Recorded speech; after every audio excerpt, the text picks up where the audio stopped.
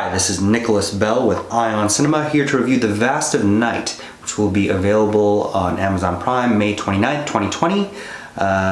It is the directorial debut of Andrew Patterson, and it premiered at the 2019 Slamdance Film Festival. So this is a period piece that would best be classified as lo-fi sci-fi.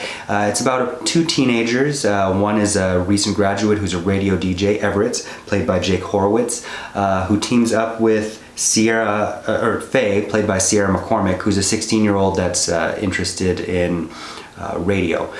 It's set against the backdrop of a high school basketball game that's about to transpire, and while he goes off to the DJ booth and she goes to work a shift as a switchboard operator, strange phone calls start coming in, including transmission of a woman who sees something floating in the sky, which is followed by some garbled mumbling, which is very creepy and eerie to Faye. She gives that to Everett, and to help deduce what these noises are, he broadcasts them on the radio. He gets a call from a man named Billy, voiced by Bruce Davis, who tells them a strange tale of his secret mission he worked on, involving building tunnels and decoding messages that were supposedly extraterrestrial, that was work undergone by only Black and Mexican workers, because if it ever got out in this government mission, then nobody believed them, and all of these people started to get sick. And that man says that these transmissions match that, and if they go locate those recordings, they'll be able to decode these transmissions. While they're scrambling to get these tapes, another woman calls in after hearing that transmission, named Mabel, and she tells Faye and Everett, if you come to my house, I can corroborate what this man is saying. And then she tells a very long tale of how her 9-year-old son was kidnapped decades ago, and she had heard him with these mumblings of this language that she also has written down. So you do see some things that are fitting for the genre, but this is really a two-hander. It's really just Horowitz and McCormick talking to one another in the first-time script by James Montague and Craig W. Sanger.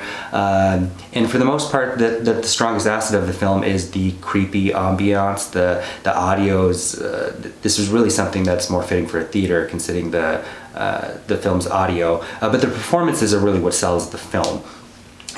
But I was hoping for more kind of existential themes, or even a little more nostalgia, because this is actually presented to us in the parameters of an episode on something like The Twilight Zone, here titled The Paradox Theater.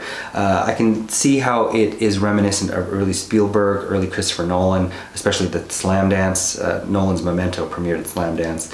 But I think that I wanted it to be more like Hilary Brower's Sticky Fingers of Time, or a pair of 2013 lo-fi sci-fis like Coherence or Shane Carruth's Upstream Color, films that you could watch over and over again and have different interpretations, although those are much more complex narratives. There is a certain uneasiness and mystery, but overall it's kind of a placid film on the surface. Lots of close-ups, lots of even claustrophobia with these two main characters, who don't share a lot of time on their own to really develop into persona, individual persona for each of them, and also kind of a striking lack of any other chemistry beyond the glee of what they're experiencing almost in real time. Overall, I'll give the film 3 out of 5 stars, and I look forward to what Mr. Patterson has to offer next. Thank you. Hey, this is Eric from MyOnCinema.com. If you want to support us, subscribe below. For more reviews, interviews, film festival coverage from Sundance, Cannes, Toronto, you want to check out these guys on this side.